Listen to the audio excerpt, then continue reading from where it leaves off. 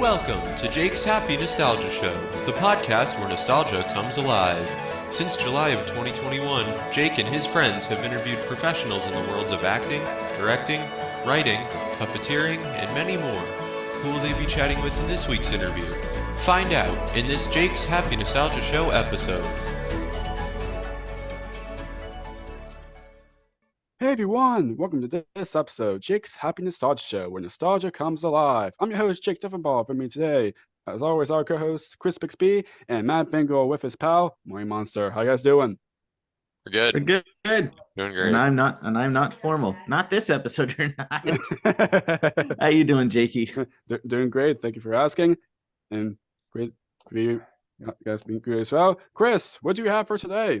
So our guest today, she is a puppeteer who many may know as the puppeteer of Grundgetta on Sesame Street, as well as Leona on Between the Lions, and we're here to talk about those and some other things she's done, like The Webulous World of Dr. Seuss, Ubi, whole bunch of other things. And here she is, Pam Arciero. Pam, happy to have you here. Hi, nice to see you guys. Yes, Nice to see you pleasure. too. Happy to have you here.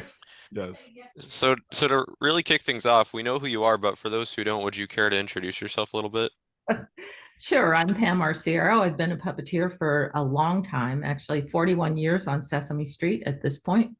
I started with Grundgetta as my first character. I've done an assortment of characters since that time. I've worked on multiple shows. There was a show called The Great Space Coaster, which was sort of my second TV show. And then we did Allegra's Window, Eureka's Castle, The Webulous World of Dr. Seuss. Mhm. I did a TV Funhouse with a late night TV show.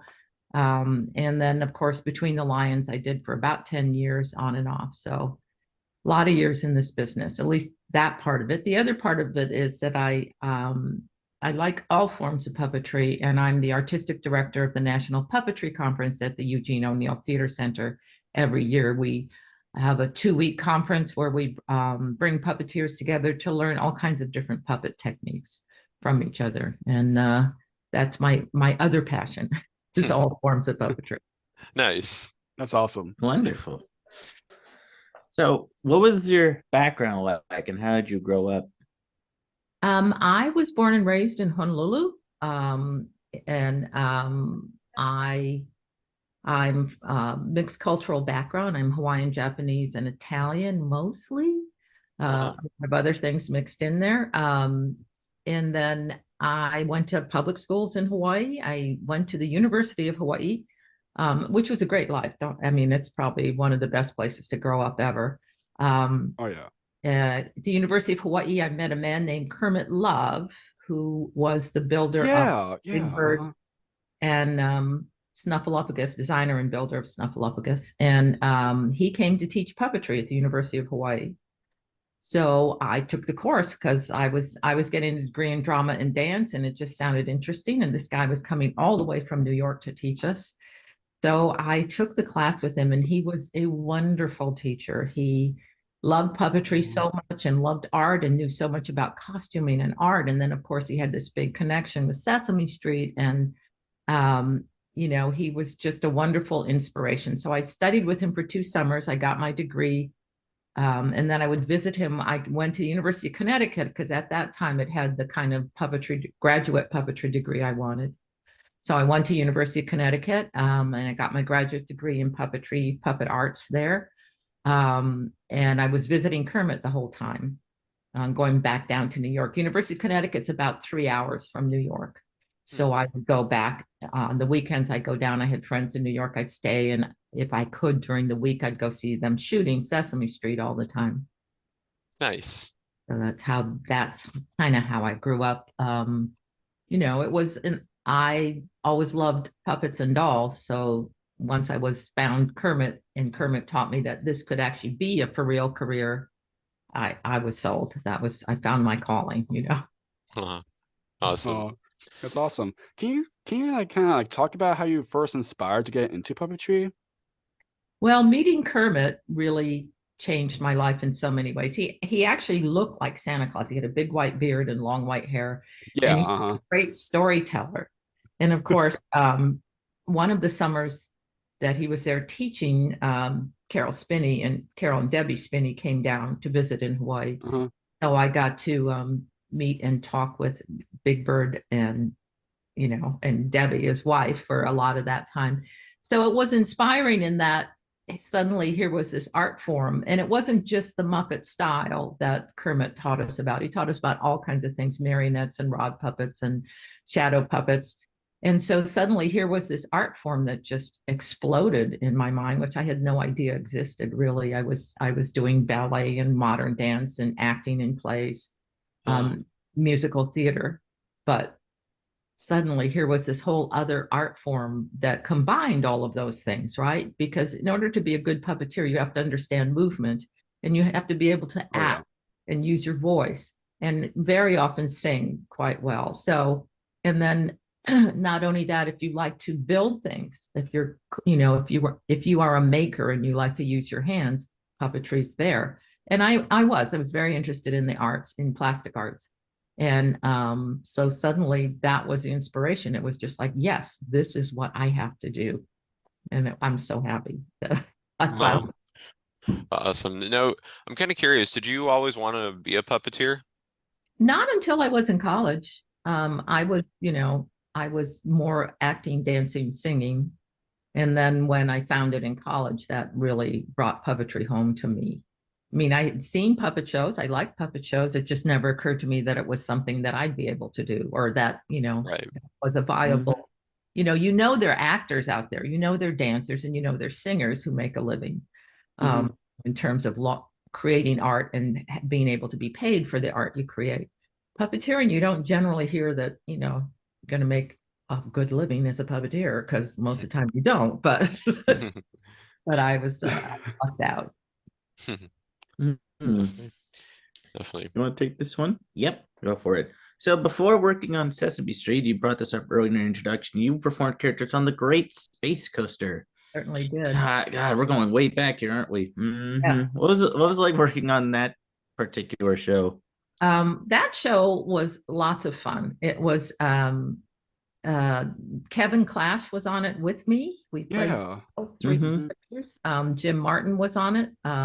For a while, Noel McNeil was also on it. John Lovelady started one of the characters on it, and Frank Kane, who was a big walk-around character on that show. So that was sort of just this fun time with really young puppeteers, just figuring out how to do it. And it wasn't sort of the pressure that going on Sesame Street or working for the Muppets, it's a lot more pressure than just kind of hanging out with a bunch of your friends doing a fun puppet show for another channel, So it was a great introduction. And I was lucky enough that year, actually. It was super fun. It was super fast. It was quick and dirty. We didn't spend a lot of time working out scenes. They sort of just handed you scripts and you went for it. I mean, we shot, I think, 30 shows in 3 weeks or something crazy like that, just really super fast. Wow.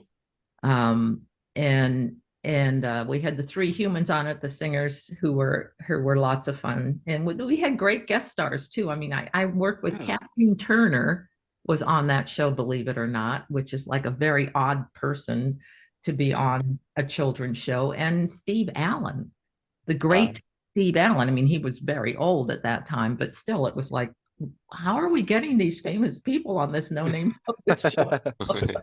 But we did, and it was really a great experience, a wonderful way to start. And Kevin and I became fast friends at that point. And then at the end of that summer, actually, Kevin and I were both hired onto Sesame Street at the same time. Oh, wow. Nice. Yeah. And that when I started the Great Space Coaster, actually, I had auditioned for Sesame Street already. And I had met Martin Robinson.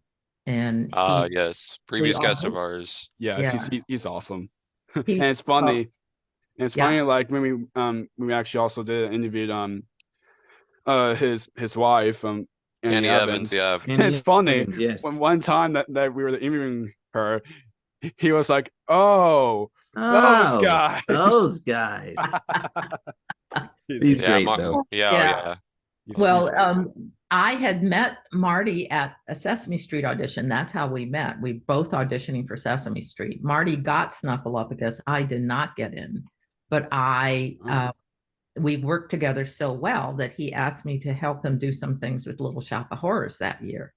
So yes, I was still in college, so I was going back up to university, but I would come down on the weekends and I would help him out by cutting out leaves for the plants or whatever he needed done on Little Shop of Horrors. And then once it opened, the second crew, I went into Little Shop for a few months, performing second puppeteer duties on that. And then I was doing the Great Space Coaster during the day and Little Shop of Horrors at night. It got a little bit tiring, so I left Little Shop of Horrors at that point. But then the audition happened for Sesame Street, and I was fortunate enough to get it. Nice. Yeah. Awesome. That's amazing. So I'm kind of curious, what was the process of getting on Sesame Street like? Well, they called it workshops, and we had a workshop once a week for about 4 months. They started with about 300 people. With the one with Marty was just 2 or 3 auditions. They called a whole bunch of us in. They gave us puppets. They put us in front of a camera and gave us ideas of what to do, and improv and stuff. And Marty and I had a great time improving. That's how we became close. So the next year they called 300 of us in, and we were at a workshop once a week for 4 months. And it started with about 300, and every Monday, I think the workshops were on Thursday, as I recall. And then every Monday you'd get a phone call telling you were coming to the workshop, or you didn't get a phone call, which meant you were out. You never got an official phone call saying you weren't coming back. You just didn't hear. It was pretty awful. So for 4 months, I lived through that. And finally, at the end, there was just 2 of us. And it was Camille Bonara and myself for this final audition. And I walked into the room, and in the room, I mean, the training had been great. It had been with Richard Hunt, and Jerry Nelson came in and talked to us, and Jane Henson was running most of the auditions, and it was just really fun. And it was hard in those days. You know, we didn't have video cameras. Nobody had a video camera. That was just, so the only time you trained was when they set up the big old cameras and you were able to work. The advantage to now is everybody has a video camera in their pocket, so you can rehearse a shot, Yeah. Back then there was via audition or something. But it was very rare to have a video camera at hand. And if you had one, if you bought one, they were like $4,000 to have. Yeah. Oh yeah. So you really had to go to each of those workshops, and they brought different people in to train us. But that final workshop was Jim Henson, Jane Henson, John Stone, who founded Sesame Street, Lisa Simon, who was an associate producer, and Dulcie Singer, who was the executive producer. So you kind of walked into this room and you just went, like it's all the big wigs in the world sitting there, and you have to do this audition. And I did what I thought was a pretty good audition. And as I was leaving, they don't say a lot.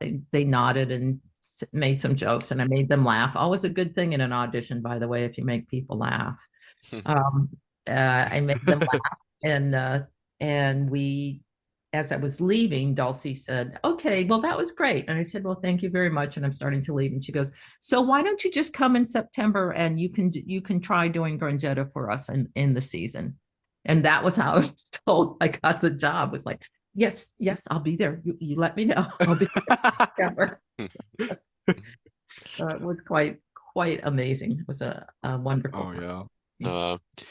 So now, of course, your most known role on Sesame Street is, of course, performing the role of Grundgetta, which you inherited from Brian Mule. How did you land that role?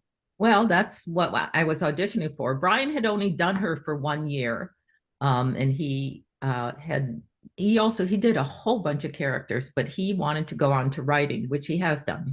He's a quite well-known writer in the children's, the youth books. I don't know exactly that name, but he left Elmo was even one of his characters that he left behind. He had been doing Elmo, he had been doing Grundgetta, he had been doing Alphabet Bates, who was another character. He had been doing, I think he did Barkley. He just did he had 20 characters. And when he left, they were looking, they replaced him, basically 3 of us replaced him. He had been doing Telly. He was the first Telly. So when he left, Marty replaced him as Telly. I replaced him as Grundgetta, and basically Richard Hunt was doing Elmo. They put Elmo onto Richard Hunt, and then Richard he hated the character, so he passed it on to Kevin, and of course the rest is history on that area. Yeah, actually, Kevin, did an amazing job. Yeah. But it was when Brian left. He left us. He just had left behind so many characters. He was just doing so much for the company. But yeah, he had done her for about a year, and he wasn't crazy about doing a female character. So he was very happy. He had talked about potentially staying another season, but he just said, "I'm so glad that you got her, not me." Thank you. Yeah, doing so many characters, it's just kind of gets tiring. Yeah. No, that's what you live for, right? That's why we do it, because we have fun and we like it, and we like to be. You like to be characters. Yeah. So, yeah, that was pretty much how it happened. And again, Brian, Brian, he didn't give me too much advice, because I kept saying, "What should I do with her?" And he goes, "You know what to do with her." Okay, I'll figure it out. Wow. But and it's funny, because in this business, right, Brian did her for 1 year. I've done her for 41 years now, and still it's his character. Oh, wow. Oh my gosh. Yeah. Interesting. Are there any episodes or inserts you've done with Grundgetta that stick out as some of your favorites? Oh yeah, there's quite a few. We did we did one show in which Grundgetta and Oscar were going to get married, and then at the last minute they panicked because it might make them happy, and so to get of course that would be the reason. Yeah. Yep. Not surprised. That stands out. Then we went on vacation once to Swamp Mushy Muddy, and we have a song floating down the river in a burnt out tire on Swamp Mushy Muddy. We've had a number of really fun shows. There was one where Grundgetta thought she might want to have a baby with Oscar, so she had a whole thing where she had little baby grouches. That was totally weird. And there was another one where we did My Fair Grouch, and Jerry Nelson played Professor Piggins, and Tracy Ullman was one of the Grouch teachers there. She was working with us to be My Fair Grouch, and there was wonderful Grouch costumes that they came up with for My Fair Grouch, big hats and different stuff like that. It was really quite fun to have a few, there's a ton of things scattered through the years that have just been so joyful to do. The recent ones have been sort of interesting too. Without Carol, that was a huge change to lose Carol and be working with someone new as Oscar. But I have to say, Eric Jacobson is just amazing as Oscar. His voice, Yes. Yep. It's unbelievable. And some of the comments he makes and jokes he makes are exactly what Carol would have done as Oscar. It's very impressive what he's done. Yeah. Absolutely. Oh yeah, he does a really good job with Oscar. Yeah. Yep. Good job with all his characters. Yeah. He really does. Yeah. Uh-huh. Oh yes. Absolutely. He's great. He's great. So I know lots of Sesame fans are gonna kind of wondering about this from us, but can you hear a bit of Grundgetta? No, absolutely not. I will do that for you. I'm a Grouch, remember? That's awesome. What's happening? Oscar and I have been together a long time, but we do have separate living areas. I have my own condominium, if you know what I mean. That's awesome. That is great. Condominium, that's creative. I like that. Yeah. Yeah. Definitely. Could be a cryptominium. Oh. Nah, I think. Yeah, I mean, she comes out. When my kids were little, I used to threaten them with her too. Did you really? That's one side of the door, and they'd be doing something naughty, and I'd be going, if you keep it up, somebody's going to come out and get you. I'm it. That's awesome. Oh wow. Oh my gosh. There's lots of fun to do that. Yeah. Oh yeah. That's great.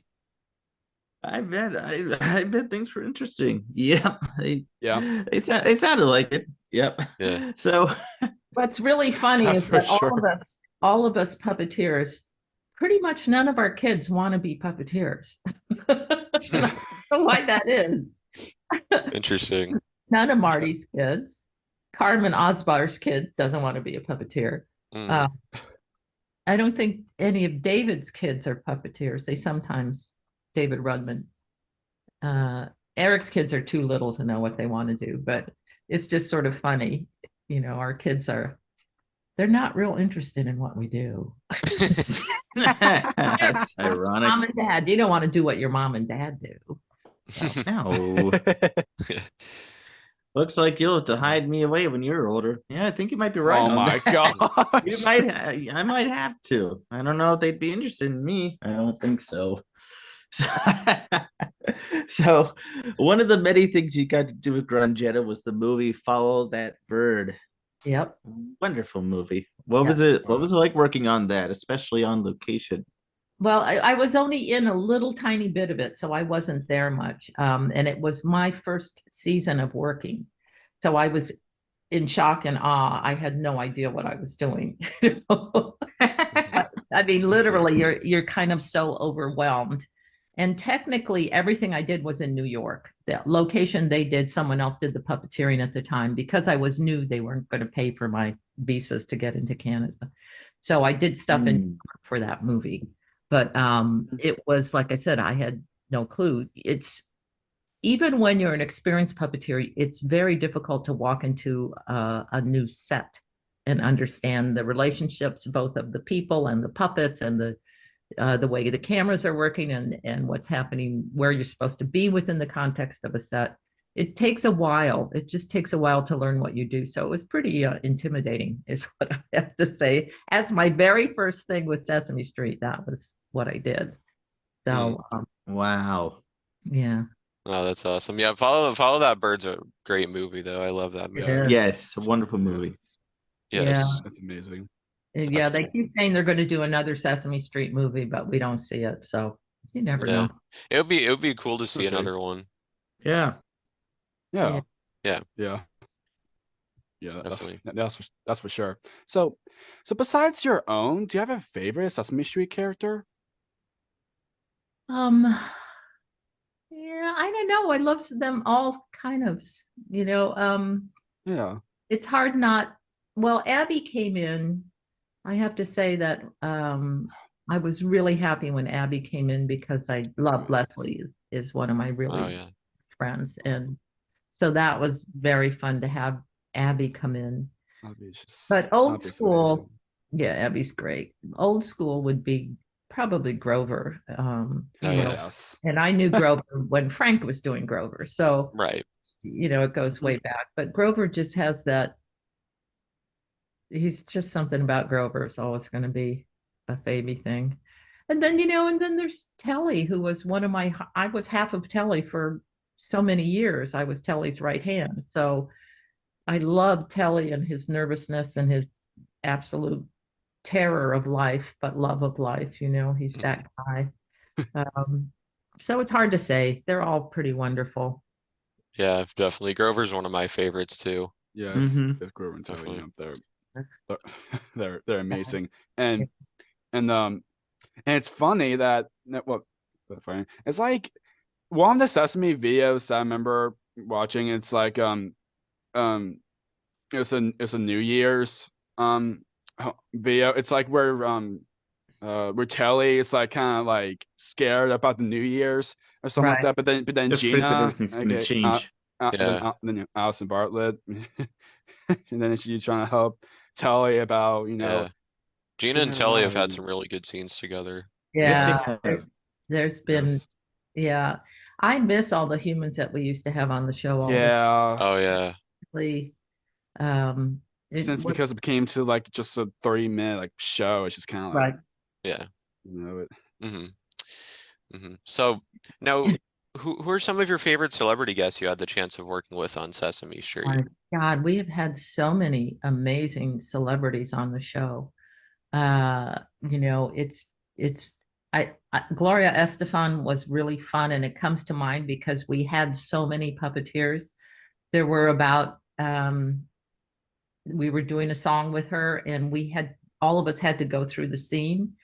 So I think there were like 12 of us on a bobsled kind of thing that they pulled through the scene while she was singing. Wow. Fun, so we're all just back of each other riding along, and that was really fun. Gosh, Patrick Stewart was on, and I was a big Star Trek fan, and Patrick Stewart came on, and I mean, it's just the amazing variety of Sally Fields. I sat on the steps of 1, 2, 3, and we had a long talk. Same with Brendan Fraser. He was there at the height of I think he was George of the Jungle, or maybe I don't remember now, but he was so well known at the time, and he was so fun. He brought his kids, and he was just so sweet. And recently, we had Dan Levy on, and he was great fun. And then we also had last year we had Brett Goldstein from Ted Lasso, and he's a total Muppet geek. It was so fun. And then we had Cristo Fernandez, who plays Danny Rojas on Ted Lasso as well. Those guys were they love puppets. So it made it really fun to have them there, right? Because they were like enamored of being on Sesame Street. And I have to say, a lot of the guest stars that come on really do love being on Sesame Street. So it's sometimes easy to get them, sometimes it's not. It's just been a real blessing. I mean, Beyonce was on when she was Destiny's Child, a whole billion. Yeah, that's right. Yes. So I mean, it's sort of like, and then Ray Charles was on, and that was that was just a wonderful experience to work with him. I mean, there's so many. It's just, I started a list at one time, and then Fly Me to the Moon. There was a whole episode. Oh yeah. Yes. It just incredible fun things that we've done all these years. Yeah, you mentioned Gloria Estefan. She did a lot of things for Sesame Street. I don't know if you were in this particular one, but one of my favorite things that she did was the song Mambo I. Oh yeah. Special Elmo-Palooza. Yeah. Yes, great. Amazing special. Yeah. And then we did Elmo-Palooza with Jon Stewart, I think, was our host. Yeah. Yeah. That was really a fun time. So, it's a real blessing to have been on Sesame Street with all of these amazing people coming in to hang out with you for the afternoon. It's like, come in. Cyndi Lauper was in. She was great fun. I mean, I don't know. Tracy Chapman was so sweet. She came in and she started to play, and then she started to cry, and we were like, "Are you okay? What's the matter?" She goes, "I just can't believe I'm here." So, famous people come in and just turn into little kids. It's pretty awesome, Yeah. Yeah, definitely. Yeah. Definitely. We can talk about the celebrities like whole day, because we've heard about that kind of thing with previous guests as well. Yeah. We have. Yes. Oh my gosh. Wonderful. You've had a lot of guests on your show. A lot of we have too. We kind of feel the same way with this show, honestly. Yeah. We do. That's fun. That's really absolutely just wonderful. It's amazing. Like when I mentioned about Gina earlier, which is just crazy that we previously interviewed Allison, which is we had her on. Oh, we you just did? Yes, Allison. And Tara. Oh, yes. Really? How? Yeah. Gosh, I haven't seen Tara in a million years. Yeah, we're good friends with her. She's wonderful. Yeah, she's awesome. We just had her on. We surprised Carmen recently. She was a previous guest. Right. We surprised her with Tara. It was really sweet. Oh, Yes. that's lovely. It was. Yeah. that's Really? yeah. That's I feel like Tara is saying hi to you, Pam. Don't jinx it, Jakey. Something might happen again, right? Yeah. Oh. We have so many great people on, just amazing. It's amazing. So among the many things of course, done on Sesame is working with Marty Robinson, assisting him with Telly. What's it like, working with Marty? Well, Marty he's a brilliant performer, I have to say. He can I don't know, we've been friends for so long. What do you say? He's we work together all the time, and we are really lucky to have had this long-term wonderful friendship, working together and being half of Telly. There were times that I would do things with his right hand before he realized he was doing it. We knew each other so well. I knew what he would do with Telly very often, before he knew what he was going to do. I would sort of figure out, oh yeah, I know he's going to move his hand here next.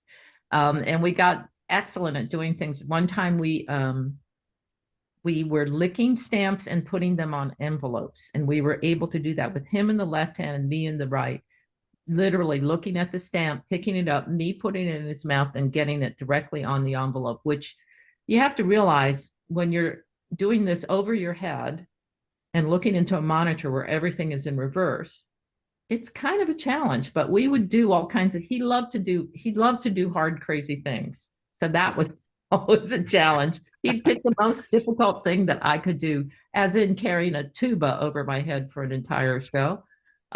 He just would rise to the challenge. He loves the challenge. And his emotional ability to get so emotionally crazy is astonishing. He's been doing a fair amount of coaching and mentoring the younger puppeteers, and he's just wonderful about that. He's got such a good eye for how things go in together, how manipulation works with the voice, with the character, with pronunciation, with all of that. He's just been an inspiration to work with, pretty much my whole life. in puppetry, he's been there. He's really one of the good guys, Yeah. That's great. Yes, he definitely is. Yep. So since the beginning, Sesame Street has been known for its diverse and inclusive cast. What are your thoughts on that, and how Sesame's legacy still lives on after all these decades? Yeah, I think because we were started specifically with that idea, right? The reason the show got made was for inner city children who, when they hit kindergarten, were far behind other economic groups, right? So they made it for inner city, lower socioeconomic groups of kids, and that was specifically who they were aimed for. But they couldn't help it that it was so good that everybody else followed along. Everybody watched it, not just that group. So starting with that, they always did want to be what we're calling inclusive and diverse right now. So, but rather than having a specific brown puppet, they had the rainbow of puppets to show diversity, right? We had a yellow bird, and we had a red monster, and we had blue monsters, and we had, the whole gamut of, and of course, Oscar, our Grouch family green. I think that one of the really wonderful things, and Rosita in her beautiful teal Latino color, Yes, Miss Aqua, she, it's just, we were able to portray the fact that, we should all live together happily, no matter if you're a monster or a humanoid or you're red or blue or green, that we can all work together and get along. It's always been really the heart of Sesame Street in so many ways. Yes, we've always worked educationally to make sure that the curriculum is good, that we ABCs, 1, 2, 3s, colors, all of that. But the other part of it is that we wanted to make sure that kindness and acceptance is a major part of an educational process in this country or in the world. Yes. We go all over the world, and I've been very lucky to go all over the world with Sesame Street, both teaching and performing. So it's been really fun. Wow, awesome. So awesome. So now moving on from Sesame Street, we talked a little bit about them in your introduction, but what was it like working on the Nick Jr. series, Eureka's Castle and Allegra's Window? Well, Eureka's Castle was tons of fun. I don't know if you know Jim Krupa or not. Oh yeah. Yeah. Oh, he's we do. wonderful. He's great. It was Jim and 3 Design Studios building all of those puppets was just so much fun with Eureka's Castle. And Brian Meal was on that show with us, right? Brian was, I was Quag and he was Bog. Bog and Quag were the 2 moat monsters. And Noel McNeil as, oh my gosh, the big dragon guy. Magellan, yeah. Yeah. Yeah. And then it was just lots of fun to, again, be sort of outside of Sesame and working up with a whole bunch of crazy, wonderful guys. We had a really good time doing that show. Boy, it was just fun. It was well written and fun. And then we ended up doing a season in Florida, which was the first time we went down to Universal Studios and shot our 2nd or 3rd season down there. I forget which. And that was just great fun, to suddenly be let loose in Florida doing puppet shows during the day and walking around Universal Studios all night long. It was just, it was a blast. And those guys are really kind and funny and weird. And, we just kind of brought the best out of each other in that way. I love that show. That show is really fun. Now, Allegra's Window, I have all these, also ended up shooting in Florida. So that was a whole different kind of fun. I mean, Kathy Mullen was there and Heather Ash and Tim Lagasse, Marty, and Anthony Asbury. I mean, we just were a really happy, crazy group there. It was just, it was sort of the kind of once in a lifetime. I'm saying with Eureka's Castle, actually, it's kind of a once in a lifetime thing where you just, all the right people come together and you become a unit. And I think one of the things that happens when you get sent away to do shows, it makes you a lot closer because you don't have all the other distractions of your normal life. You're living in a hotel, going out to dinner with each other every night, and you go to the movies on the weekends when you have out, or you go, well, in Florida, you're always going to the theme parks, right? We're going to Disney. So, because the Puppeteers were kind of that way. Yeah. Yeah. See that, yeah. Lots of fun. Definitely. Oh yeah, great shows. So So what was it like directing and working on the show on Nick Jr.'s series Ubi? Well, Ubi was very interesting because they were so limited in it was Josh Selig who wrote and created the show. He really wanted to use this limited language. And that was very challenging, to make sure we express everything with the minimum of words, but you needed some. What was really fun, though, was just the sparseness of the words, the sparseness of the puppets, right? Because they were just eyeballs on hands. Marty had built most of those eyes. We built them together. And of course, that was Stephanie and Noel McNeil again. And Tyler Bunch, who's just a joy and a weirdo to work with. I just think he's so much fun. He's so smart, and he's another one who's so incredibly talented. But it was great. It was great because we did a lot of location stuff. Because they were so sparse, and it was just a really interesting project to move forward.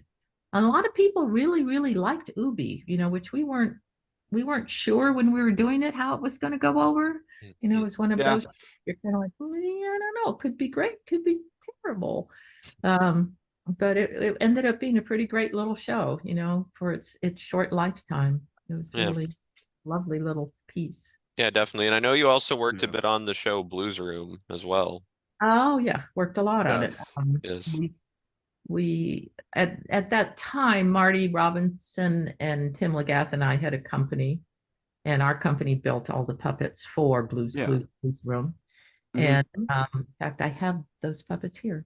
Yeah. Oh, nice. Yeah. Oh, Oh, yeah, that's Oh, right. I think I wow. saw it was either your Instagram or someone's Instagram. You with I the think no, it was it was Bradley Freeman Jr. Bradley Freeman Jr. That's right. Yeah. It was his. Yeah, I saw like It the was blue his, that's puppet, right. and then I also saw a picture of you with the polka dots puppet as Polka well. dots. Yes. Yes. Yeah, That's amazing. they're in the other room. Yeah, Bradley. We're directing a show that puppeteers are in, and Bradley was staying with me at the time, so we could. Oh, cool. Nice. Wow. That's awesome. Nice. Yeah, we built Blues Clues Blues Room. That was a lot of. I was producing on that, puppet producing at that time, as well as performing. That was interesting. You know, it was a show that they really wanted to have kids' voices. So it changes your performance. And I think we did it both ways. I can't remember. I think we did it where we laid down the first track, so we did all the acting, and then the kids would come in and copy our acting patterns. And I think sometimes they would pre-record it, and we would follow what they were saying, but that was never very good because you know, in the process, puppetry is also about movement and doing physical jokes. And if you're just reading something in a booth somewhere, you don't know what could happen. You don't realize where we can make a joke with a puppet there, and you need to leave a gap. So there were some issues in that translation. But overall, that was a very positive experience. I mean, the Blues Clues people are really wonderful, brilliant ladies. Oh, yeah. They're very, very smart. And Jonathan very, Penn, Joe. Yeah. Absolutely. They had a good idea with that one for sure. That was they did. Definitely. Yes. And on the subject of legacies, you know, still living on, you know, now Blues Clues is back as Blues Clues and You, which I love. Is it good? I haven't. Oh my gosh! It's awesome. It's really good. good. They have a lot of Easter eggs to the original series. Like Steve and Donovan even pop up every now and then on it, which is good. Yeah, and recently, they did the movie. Yeah, they did Blues Bixby Adventure, Yeah, which that's is right. amazing. It's Wonderful movie. wonderful. Yes, Yeah. and Josh Taylor Cruz, who's a host for Blues Clues and You. Yeah, he's doing an amazing job. yeah. Right. Definitely not a shameless plug to watch this after you've watched this episode. Yeah. Yeah. Not at all. Not at all. Yep. Not at all. Yep. But seriously, do watch. It's amazing. Yes. Right, It's very good. Yes. It's great. It's And incredible. the show itself is really good too. The Yeah. Oh, new, yes. both the new and the old. Really Yeah. good stuff. Yeah. Yep. So you also performed a number of characters on the show, The Webulous World of Dr. Seuss. What was it like getting to work on such a series with all these beloved Dr. Seuss characters? That was super fun.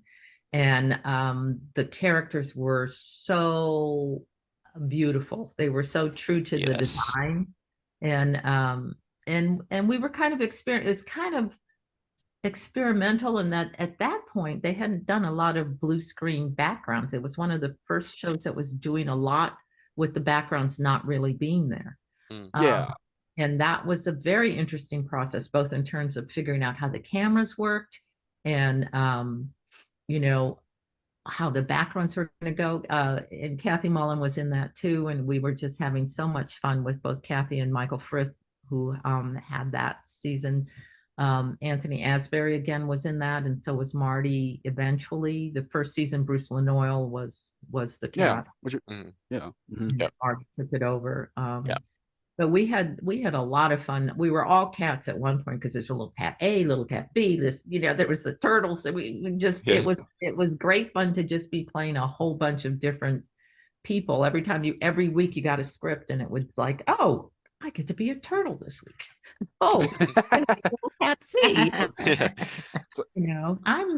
There was just a bunch of different stuff. And it was a wonderful cast. We shot it in New York, so it was really fun, but in the what we call the Carriage House, which is a very small studio on the Upper East Side. And that just made it so cool because we just leave, go around the corner, all this great East Side stuff, and then go back to work. It was really, it was very sweet. Henson was right around the corner from it, the Henson headquarters. So it really felt like working from home. It was very nice. And of course, the characters, how can you not love thinking about bringing Seuss characters to life? That's just absolutely, yeah. It's just a joy. It was absolutely so much fun to do all of that. Gosh, I forgot. So many things that we've done together. Huh. So now one of the other long-running shows you worked on was the show Between the Lions, taking over as Leona from season 3 up. How did that come about for you?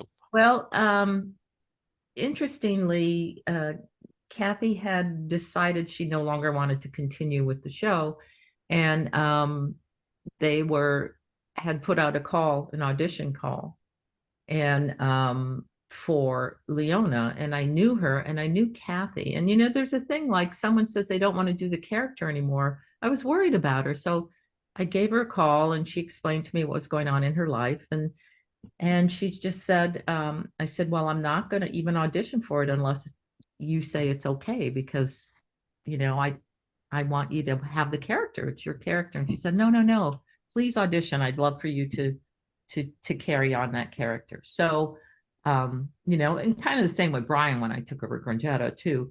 You just want to make sure that they're ready to move on from the character before you take on someone's well-known character.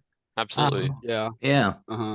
So I went in and auditioned, and I thought I did a pretty good job. Auditions are tough. You always think you don't. I always think I don't have it. It's rare that you walk out and go, yes, I'm going to get this part, because as soon as you do that, you never get the part. But so I was walking out the door, and before I was even out the door, they ran down and said to me, come back up. We want you to do the part. We want you to try and record this thing. And so I was like, that was one time but Leona is my heart. Leona is my little girl. She just. Love Leona. She's so great. She's such a sweet character. One of my favorite characters I've ever done. And that show was lots of fun to do. Oh my God, we had so many great years. Yeah, Kersurf and Norman Stiles did a great job creating it too. They were previous guests of ours. Brilliant guy. They're awesome. And of course, they've done a number of things for Sesame Street too. They've written crazy amounts of songs for a long time. Yes. Yeah. Mm-hmm. Definitely. And Leona just had so many fun things to do. And of course, we shot part of that show in New York the first few years. Yeah. And then we moved out to Mississippi because Mississippi Public Broadcasting took us over. And that was pretty fun. I spent several years, months at a time in Mississippi, which is a very different lifestyle, but fun. Jen Barnhart on that, and Jen and Pete. Just so much fun. Just so much fun on the show together. We got real close too. That was a lovely time to be together. We'd be there 2 and 3 and 4 months at a time. So it was a long time. Together, away, you become a little family out there. And we were a family, right? We're the mom, dad, and kids, son and daughter. So we were very close. And that show was super creative. Chris. Oh yeah. My gosh. They're brilliant. And I think what we did in terms of teaching reading, it was incredible.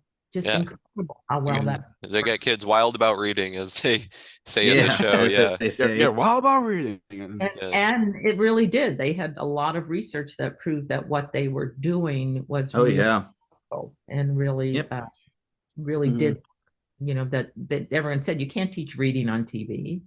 Well, we did. And it worked. It worked. Absolutely. It worked really Yes. well. Absolutely worked. Yeah. One of the joys of my life was actually being on Between the Lines, for sure. Yes. Yes. And I'm thinking there's something that when we interview with Chris Surf and Norman Salas that of course Christopher he wants to get Between the Lines to be in schools and all of that, and since he mentioned about it, I can say it that if there's a possibility. I think someone, or I forgot his name. It's like someone where who's trying to bring the Lions back or something. Something. I know Chris Surfer brought it up. I think it was like John Hopkins University. I think. Yeah. I think. I think I have to look back in the interview and see, but it would be nice to see them come back. We'll look back and let you know. Yeah. Well, Chris has worked very hard on trying to get that show back up on the air. Yes, he has. Yes, he has. Broken when they pulled the plug on it was just terrible because we still had so much we wanted to do with the show. Yeah. Yeah. But there aren't going to be very many shows that are evergreen the way Sesame is. I mean, look, right, absolutely, right. Especially not as long running as it is. No.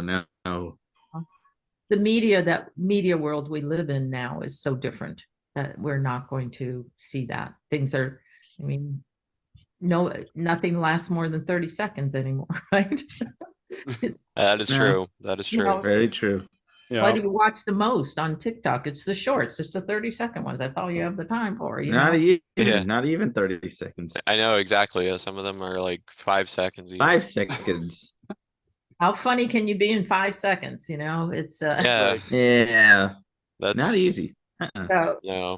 But that heralds to me that there won't be long-running shows like that. And I think the total for Between the Lines was like 10 years. 10 years. Oh yeah. Yeah, that's good. 2010. Yeah, like that. Definitely. So I would love for it to come back in some form, but we keep plugging away. We keep plugging away at it, and trying to see what's going on with that. Definitely. Yeah. Definitely. Yeah. So I know lots of fans of Between the Lines kind of are very like want about it, but is it fine that if Leona can hop in? Yeah. You want to wait 1 second? Yeah, yes. Yeah, of course. There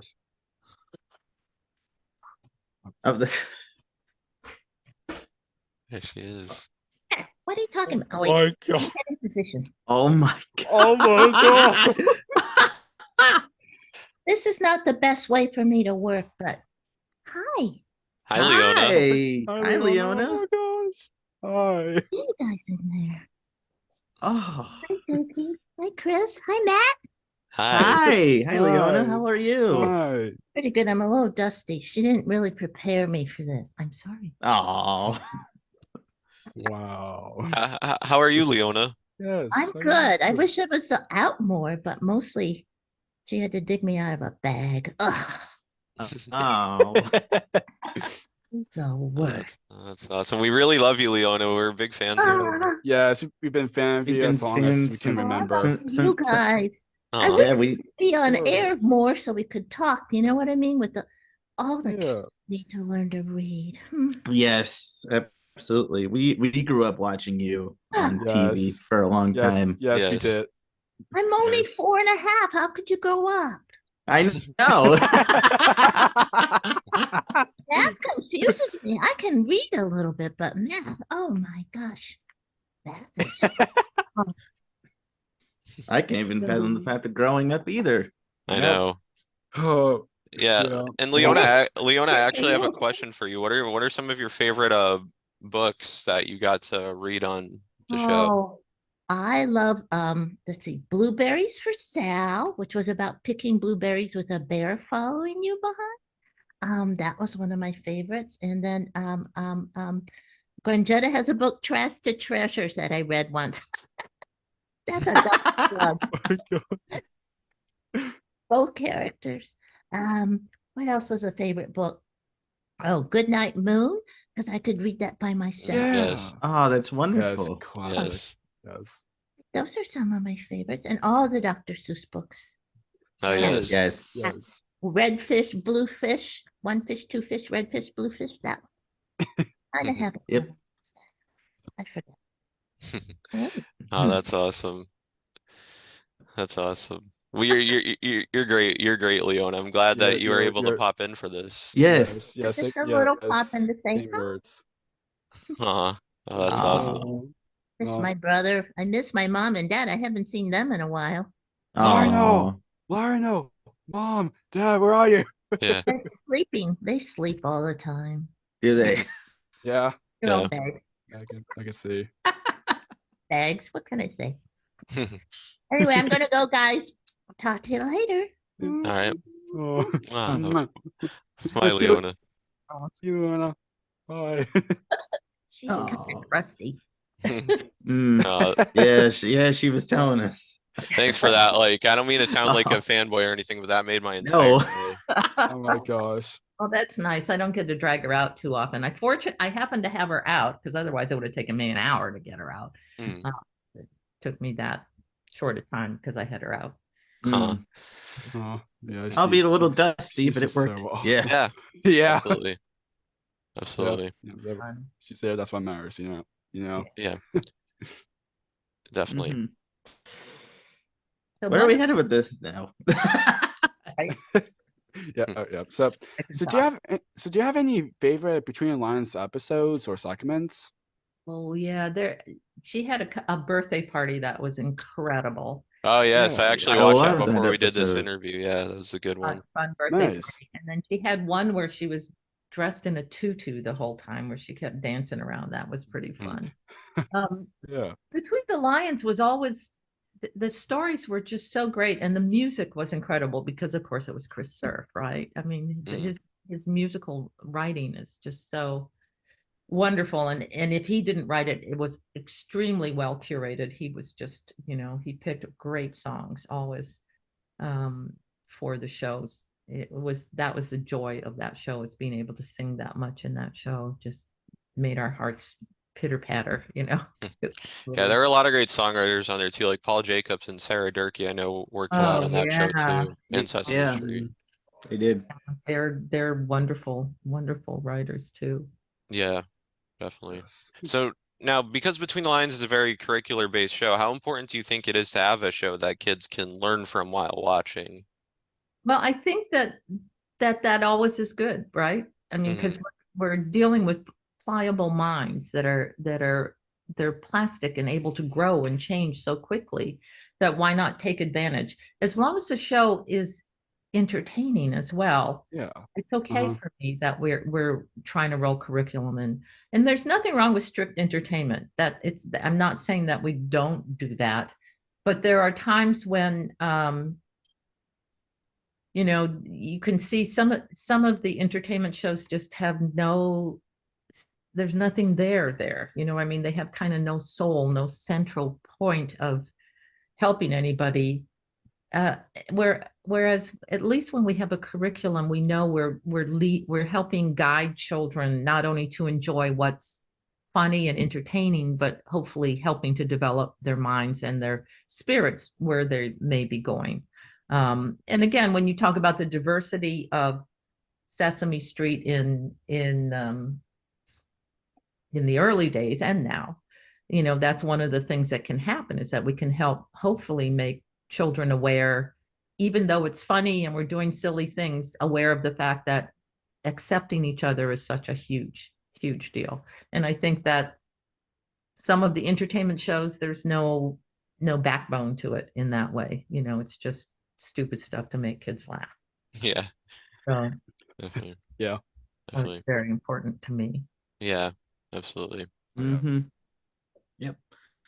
So you also got to work on another serious thinking production, Lomax, the Hound of Music, as Yes. Luis. Yes. The Flea. Pancho. The Flea. Yes, the Yes. Flea. Mhm. That was a fun show.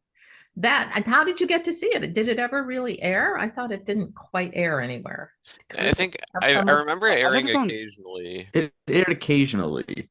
Yeah, it didn't have a full distribution or something like that. I don't know how PBS works, but it was like up to the PBS station to buy it. Or to whatever they did, rent it, or however they got a hold of them. And I don't think that they ever quite, they didn't have them in every station. So it was hard to see it. But that was lots of fun. That was such a great music show, and Jen got to sing, and it was just so much wonderful music. And Peter as the dog was just hysterical. He was so funny as that damn big the hound of music. And actually I did an acting appearance in that show, which was one of my rare. Oh yeah, that's right. Yeah. Avocado Jane. So we washed the dog. That was our big thing. And the fleas off the dog. But I did love I love being that flea. And it was one of Jim's little crazy puppets. How Krupa builds these really complicated mechanism puppets. And sometimes, they're wonderful, but sometimes they take a long time to learn to work, right? Because they're like on the piano. They have all these little doohickeys and nudges that you have to manipulate just right, or it looks terrible. And he's sitting right next to me because he's playing. If its puppet looks terrible, he gets a little upset. So it was challenging, but Louise was lots of fun. Louise the flea. Definitely. So now we've talked about your work on Sesame Street, but what was it like working on a few projects with the Muppets? Oh, that's always was great. And most of them I did while Jim was still alive, of course. And so working with Jim was just incredibly cool. I mean, it was just the best. He was brilliant and funny and just really so great. He was just such a great guy. And it was, to do those Muppet things was just, it was an honor always to do any of it with him. Working with him was always a gift and an honor. So I did love working on the Muppet events, the few that I did, and then we sort of separated into two companies, kind of, where with East Coast, West Coast. And so things for a long time, the East Coast puppeteers did Sesame Street and East Coast things, and then the West Coast did the West Coast. But occasionally we bounce back and forth. We'll still, when they come out here, we'll do background work for them, of course, once they're here, usually, and occasionally if we're out there and they have something they need people, we'll do stuff out there. So it's very nice to have both companies kind of taking care of us in terms of puppetry performance. And again, it takes such a long time to learn to do this well that it's an advantage to have both teams on both sides of the country, really, for shows. It's really interesting. Definitely. One of my favorite Muppets things that you worked on was a Muppets Christmas Letters to Santa. Oh, yes. That was pretty fun. That was New York. Yeah. That was awesome. Yeah, it was a pretty cute show. Yeah, that was sort of the last big thing out here that they did, I'm sure you've heard that there's a new show coming in May. So yes. Oh yeah, Muppets Mayhem. Yes, Muppets Mayhem. And they just announced earlier that the actual date that it'll be coming out too, which I'm very excited for. Yep. Well, I haven't seen anything of it. I've just heard about it from the guys over and over. Yeah, they would watch the little previews, but they wouldn't share them with us. They wouldn't share them. I think there's a teaser trailer out for it too. On there's a teaser trailer and some beautiful pictures. Oh yeah, I'm very excited for it. It'll be premiering on May 10th. May 10th, yes. Wow. On Disney Plus. Again, yes. Not a shameless plug. Definitely. We're all looking forward to it for sure. Yes, we are. Yes. We are too. Yes, definitely are. So yeah. So overall, what would you say you've taken or learned the most from working as a puppeteer? Oh, that's an interesting question. Overall, I've learned, I think that you have to follow your joy. And because I do love working puppets, I do love being a puppeteer. the gift of it all for me is that I've been super happy doing what I love. And there have been times where there hasn't, it's not always roses, but for me, you've got to follow what brings you, I think it was Joseph Campbell says you follow your bliss. And that's really what I was lucky enough to do. The thing that brings me the most happiness is doing puppets, and then being able to do it on such a big venue, and being involved in so many very interesting shows and meeting absolutely great, wonderful people like you guys. Getting to touch people's hearts at the same time while I'm doing what I love. That means that you get to love it too. It's just the best. It's just the best thing about being a puppeteer to me. That's awesome. That's awesome. What I love. So absolutely. Yes. So we've talked a lot about your work in the past. Can you share any projects you're working on now? Sure. Right. I'm working less in television now and more live. Live theater has taken my interest. There's a thing that one of the things we didn't talk about that I do a lot of is I direct the large costume character walk around things. So I direct shows for Sesame Place. Nice. Oh, very nice. My dance background has come in handy. So I've done, Elmo's World Live and Big Bird Party. A whole bunch of those shows down at Sesame Park. I've actually directed those shows. And that's now cool. That's cool. Is doing they have puppets and walk around. Well, Big Bird is the one that goes with it. So they put up a new Sesame Street area. Actually, the buildings of 1, 2, 3 there. And so that's been created so that there are windows that we can do the puppets in. So I come in and direct the puppets into those particular shows. There was a Halloween show that we recently did. There's and there was the opening show, which had Abby, Elmo, a bird character was the first one, and Big Bird, and a person out front dancing with the kids. So that I've done a fair number of those shows, and then I also do those shows for the themed entertainment. It's called. So we have the beaches. We are a franchise with beaches.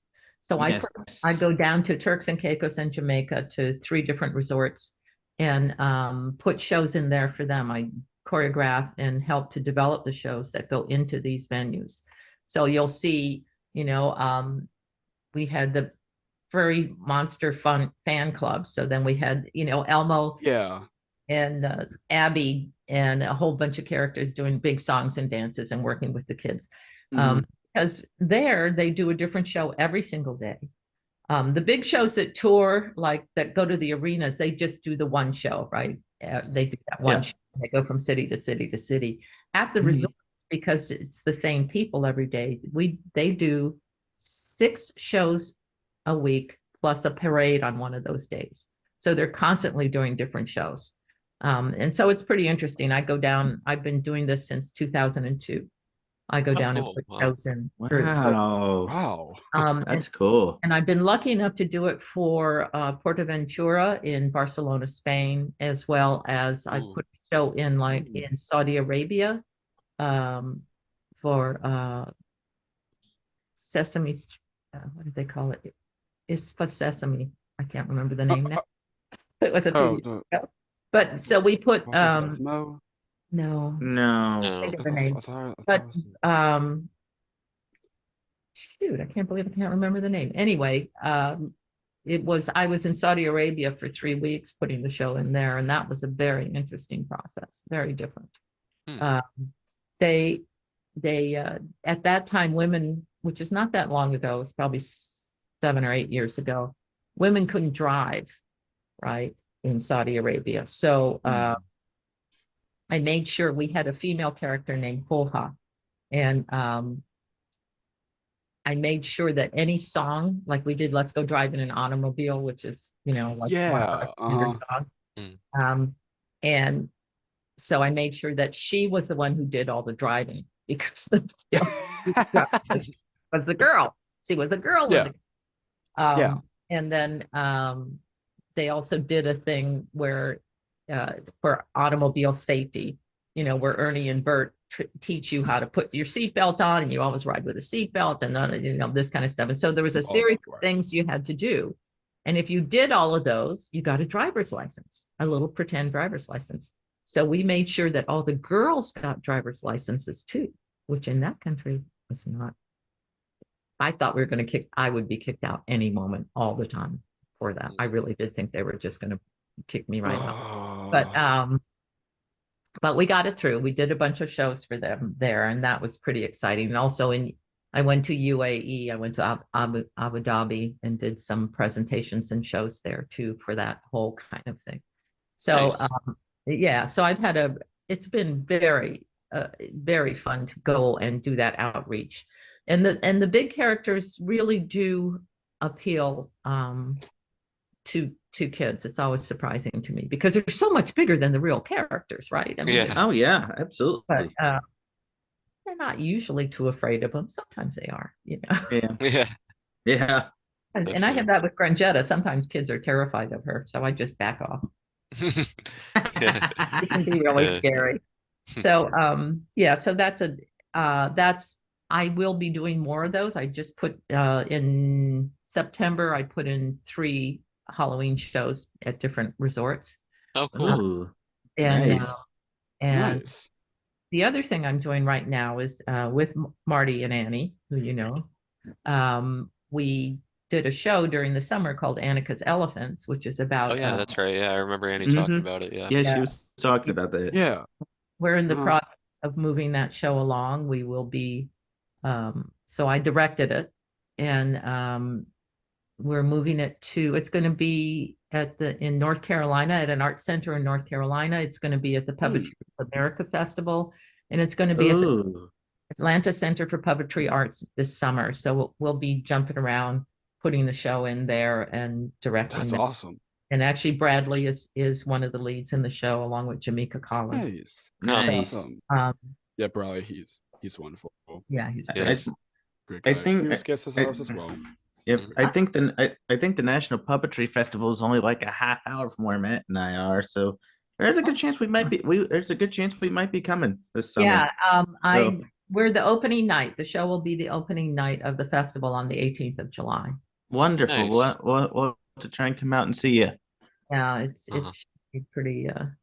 We're pretty excited to be doing that. It's very nice. So yep, definitely. And for those wondering, the National Puppetry Festival is in College Park, Maryland. I believe it's July 18th to the 22nd.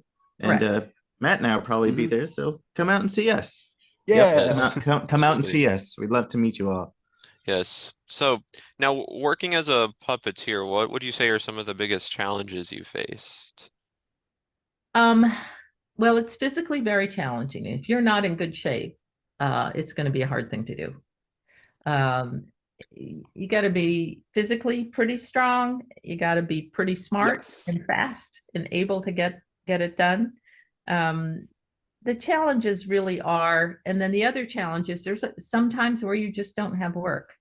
And that's kind of the hardest challenge of all. So if you end up with 2 months where there's nothing happening, the first 2 weeks, it's like vacation, I'm not doing it. And then suddenly you go, I'm losing my skill set here. So for me, the challenge is that if I'm off for more than a week or 2 weeks, I always try to pick up a puppet and make sure I'm still doing what I need to do in front of the camera, because it's hard.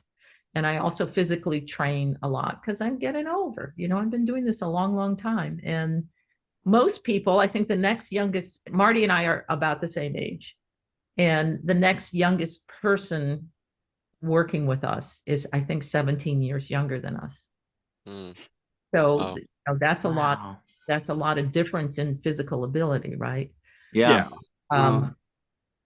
Maybe not. Maybe David's close to us. David's maybe only 10 years, but still younger than us. So both of us are careful to stay in pretty good physical shape to be able to do that, because you will sit or stand with your arm over your head for 10 to 12 hours a day sometimes.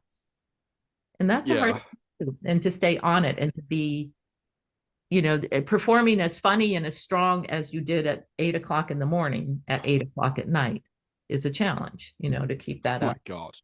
But that's the requirement, and we often work very, very, very long days. That is a challenge sometimes. Definitely. I commute because I live in Connecticut. I commute an hour and 10 minutes each way to the studio when we work. So if you're doing a 14-hour day and then you add 2.5 hours on top of that for commuting, it can be pretty challenging. That's a pretty challenging time for us. And the truth is that while we're shooting, I pretty much won't do anything. I don't want to do anything. I don't want to have people over for dinner. I don't want to go out. I just want to rest when we're not working. Right.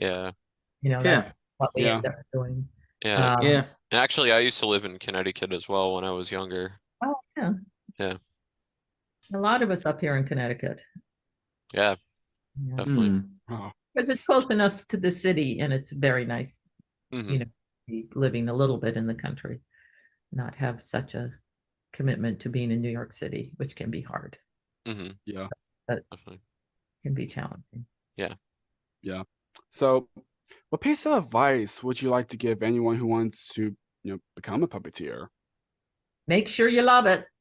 Yes. You have to love it to do it, because it is. Yep. It's like if it's a person like not interested, they're not gonna, not gonna enjoy it. Yeah. But I mean, there are people who have been actors, singers, dancers who do puppetry as well. But they usually are the ones that will do it for a year and then go, I don't want to do this anymore. You really do have to love it. And then once you do, make sure you practice. Yes. It's like piano. You have to play every day, someone said puppetry is like a symphony, right? Because you have the score, which is your script, and you have the instrument, which is your puppet. Then you have to have a good player to make that sound right? Yeah. Music. If the person doesn't know how to play the flute and they're doing a terrible job of playing the flute, it doesn't matter how beautiful the piece of music is. It doesn't matter how beautiful the flute is. So with puppetry, like music, you have to have all three of those things, and you need to practice all three of those things. You need to practice your manipulation. You need to practice your voice and your ability to carry a script. And you also have to love the challenge too, right? In order to that's the most important thing is because if you love the challenge, you can become better and better over time. So. Right. Challenge yourself. And it's funny because I still, we talked about this recently. Who was it? Maybe it was Jamaica was on, or maybe it was Megan. We talked about the fact that they said, well, what, you surely don't worry when you come off set, and I'm like, oh God, yes. I'm always worried about my performance, and I'm always learning something new. And that's the greatest part about puppetry, is that you're always learning. You're always, you can always get better at it. You can always be better at what you're doing. And if you don't love it, you're not going to do that. You're not going to continue to, you have to love it to continue the interest, to continue. And felt passion for it, just got, you got to have the passion. Yeah. But practice, all three of those things. Yes. Yes. Absolutely. Yes. Practice makes perfect, as they say. Yes. That's right. So turning the tables, what's the best piece of advice that you have received as a puppeteer? Oh, that's interesting. Richard Hunt told me to go home and have babies. That's funny. Wow. Thanks, Richard. Wow. No, Richard was one of my best friends, and I was upset because something happened at work.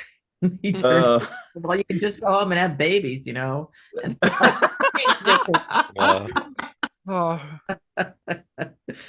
but yeah, you know, Jim Henson said to me, just pay attention to the details when you work. That's what counts. And that yeah. for all the things you have to learn at the same time, it's the detail of how you look in the camera and the slightest head tilt that tells the story. Pay attention to the details. You really have, you can't be just doing this real big. It's not going to No. tiny thing. No. It would be just, you know, because what are you saying by tilting your head this way? Are you curious? Are you happy? Are you disturbed by that?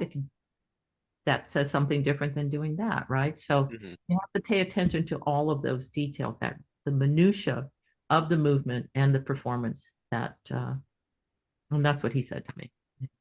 Awesome. So now, are there any words you'd like to say to those watching or listening who have supported the projects you've worked on over the years? Thank you. Thank you for watching. Thank you for supporting puppetry. Without you guys, without our audience, clearly we would not be doing what we do. So thank you. I mean, it's really a gift and an honor to have you guys interested in what we do, to have you guys paying attention to us as we do it. And the gift we get from you is that we get to keep doing it. So thank you. Thank you. Yes, a pleasure. Definitely. That's what we do. Definitely. So if people would like to connect with you, where can people find you? Best place can people find you? I'm on Instagram at Pam Arciero. So you can find me on Instagram. I'm not there too often. Or you can email me at the O'Neill. It's parciero@theo'neill.org. Awesome. Awesome. And your Instagram, you know, will be in the description below. Down below, so people can you follow you there and the website too. Yeah. Yes, the O'Neill website. Yes, the O'Neill website. Yes. So since we're about to wrap up, the last question that either Matt or Marty is going to ask is the last question we ask at the end of all of our interviews.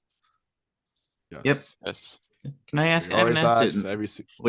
We always ask every guest this question. You want to take it? Yes. Sure. I haven't asked it in a while. So this podcast is called Jake's Happy Nostalgia Show. Hey, look at that right there. Nice job. When do you think of nostalgia, what do you think of, or how would you define the word nostalgia? Oh, for me, nostalgia is happy things from the past. That anything that has happened previously and brings me much joy and happiness, that's my nostalgia. Definitely. You know? Yeah. Yes. Great words. Great words to end on. All right. Well, yeah. Again, this was a great interview, and both Leona and Pam, thank you for being guests on our podcast. Yes, and thank you so much for Leona for hopping in. Especially, we've been watching you for as long as we can remember, and thank you, for you being part of our lives, and thank you. Oh, you're welcome. Thank you, guys. It's so nice to meet you all. And you too. Yes, you too. Yes. Yeah. So, and to all of our viewers and listeners, and thank you so much. Thank you so much for your work being part of our lives as well, Pam. Yes. And to all of our viewers and listeners, work and see what's next for you. This brings another episode of Jake's Happy Nostalgia Show to a close. We've absolutely enjoyed our time with Pam Arciero and, of course, Leona Lion. Yes, and thank you again. And keep on the lookout for more wonderful interviews. And as always, remember to keep nostalgia alive. Goodbye, everyone. Bye. Yep. Bye-bye. Thank you for tuning in to another wonderful Jake's Happy Nostalgia Show interview. Be sure to follow Jake and the crew on social media and stream the show wherever you find your favorite podcasts. And as always, remember to keep nostalgia alive. Bye-bye.